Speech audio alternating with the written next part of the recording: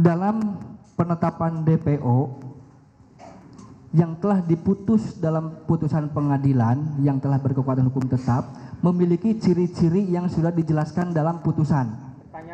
Pertanyaannya, boleh atau tidak dirubah ciri-ciri tersebut dalam penetapan DPO pihak kepolisian? Padahal ciri-ciri tersebut sudah ada dalam putusan pengadilan. Mohon izin yang mulia, tadi kan sudah saya jelaskan bahwa penyebutan adresat itu dijadikan sebagai petunjuk bagi penyidik. Tugas penyidik adalah menindaklanjuti petunjuk tersebut yang ada dalam putusan pengadilan. Mohon izin ahli, pertanyaan kami itu boleh atau tidak ciri-ciri DPO yang termuat di dalam putusan dirubah oleh penyidik tidak sesuai dengan ciri-ciri yang ada dalam putusan, boleh atau tidak? Bisa menjawab ahli? Saya tidak menjawab berkaitan dengan hal itu yang mulia. Tidak apa-apa. Baik, terima kasih, cukup yang mulia. Mohon izin yang mulia. Mohon izin yang mulia. Jadi yang tadi saya sampaikan terakhir yang mulia. Saya yang mulia. Izin yang mulia. Yang tadi saya jawab terakhir itu saya tidak menjawab. Bukan berarti saya tidak bisa menjawab. Itu berbeda. Demikian yang mulia. Kami paham. Mohon izin yang mulia, dalam putusan yang kami ajukan tiga terpidana tidak ada ciri-ciri yang dituliskan sebagaimana putusan. Ya, kita nanti itu aja. Kita untuk perdebatan ini.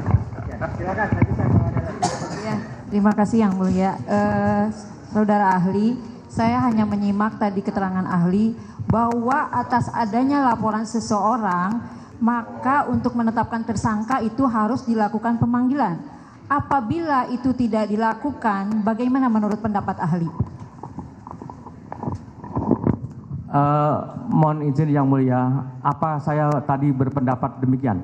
Betul, ini saya catat. Saya catat bahwa apabila ada laporan itu harus ada pemanggilan. Tapi jika pemanggilan itu tidak dilakukan, ini perkaranya ada laporan loh, ahli.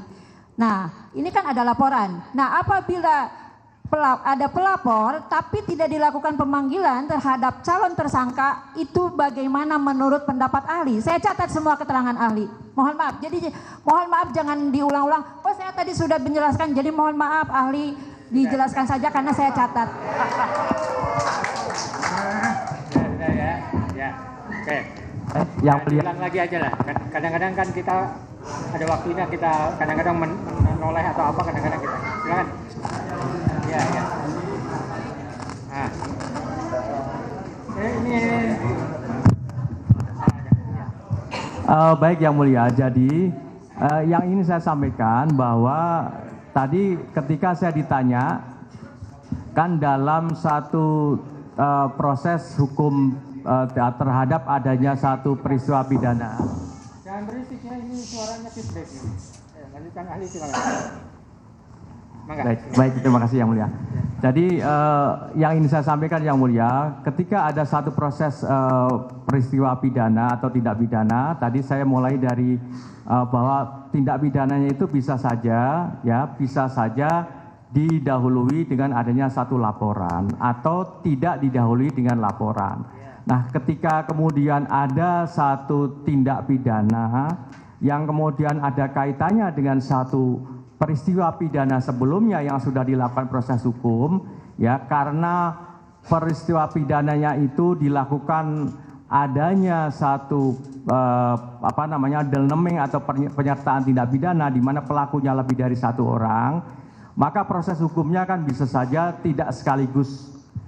Nah, dalam hal yang tadi disampaikan oleh baik itu oleh yang mulia, oleh termohon maupun oleh pemohon tadi, ada putusan pengadilan yang menyangkut adresat DPO tadi. Maka yang saya sampaikan, kalau ada hal yang seperti ini, penyidik kemudian adresat yang ada dalam putusan pengadilan itu dijadikan sebagai petunjuk untuk menindaklanjutinya dalam proses itu.